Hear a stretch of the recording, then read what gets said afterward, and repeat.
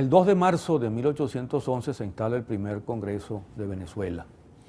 Este Congreso es producto, o la instalación de este Congreso es producto de una de las decisiones tempranas adoptadas por la Junta Suprema, constituida el 19 de abril de 1810,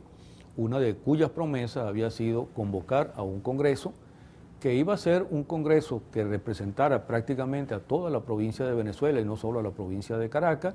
y que al mismo tiempo tuviera facultades para designar un nuevo gobierno e incluso para aprobar una constitución. Ese Congreso se convoca, o las elecciones para ese Congreso se convocan en noviembre de 1810.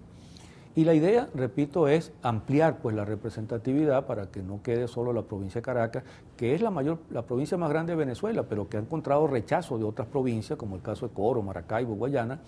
a el movimiento del 19 de abril, y también entonces para poder designar un poder que pudiese ser reconocido más ampliamente. Las elecciones, la proclama que llama a las elecciones, llama a participar en ellas a todos los hombres libres, de cualquier clase que sea,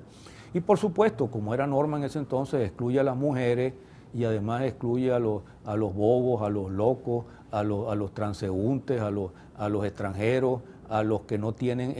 recursos propios, a los que viven en casa ajena y no tienen cómo demostrar que tienen bienes o trabajo propio, etcétera, etcétera. Así, la proclama, a pesar de ser muy amplia, es al mismo tiempo bastante restrictiva. Pero no solo es restrictiva en estas cosas que podían ser más o menos corrientes entonces, sobre todo la exclusión de las mujeres que no tenían derechos de ninguna clase en esos tiempos y que tuvieron que luchar bastante para conquistarlo,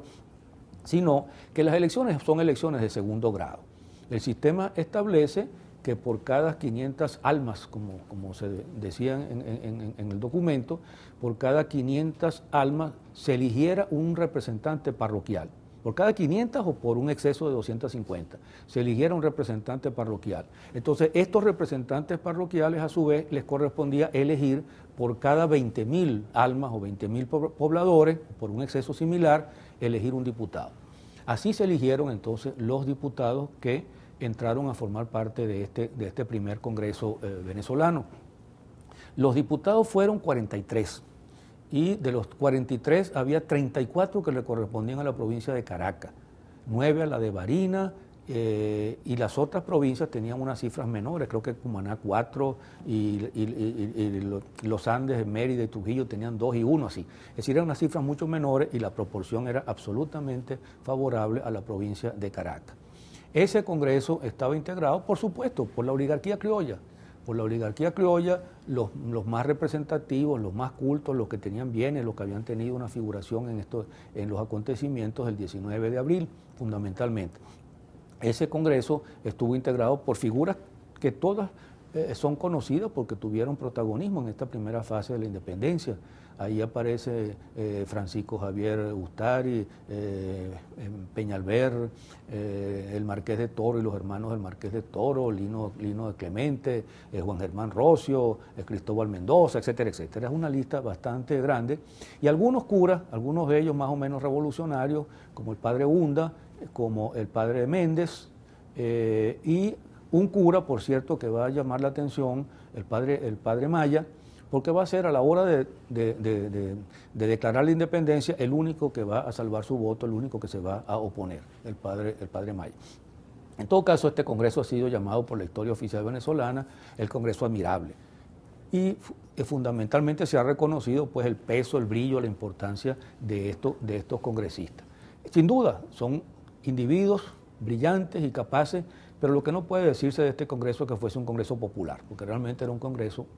bien elitesco, bien claramente integrado por la oligarquía venezolana. Ese Congreso va a empezar, los miembros de ese Congreso van a hacer un juramento, y el juramento es un juramento curioso, porque el juramento es defender a Fernando VII, defender la religión católica y defender la Inmaculada Concepción de María, cosa que a mí siempre me ha llamado la atención porque eso no estaba en juego. Pero al mismo tiempo había allí un elemento bien interesante, que es que se planteaba que se sugería en la declaración que podía haber una confederación venezolana y hasta más o menos se apuntaba hacia la independencia. Ese Congreso, bueno, va a funcionar y va a ser justamente el Congreso que va a declarar la independencia después de muchas vacilaciones y después de muchas discusiones y gracias a la presencia y a la pelea de la sociedad, de la sociedad patriótica y al regreso de Miranda, cuestionado al principio por la gente del Congreso, pero aceptada por el apoyo popular que tuvo, y Miranda, Bolívar, los Rivas, los Montilla, Cotopaúl, etcétera, Muñoz Tebar, van a ser los que van a presionar mucho a ese Congreso para que finalmente el 5 de julio de 1811 se produzca la Declaración de Independencia de Venezuela, que es la primera declaración de independencia de toda esta América española.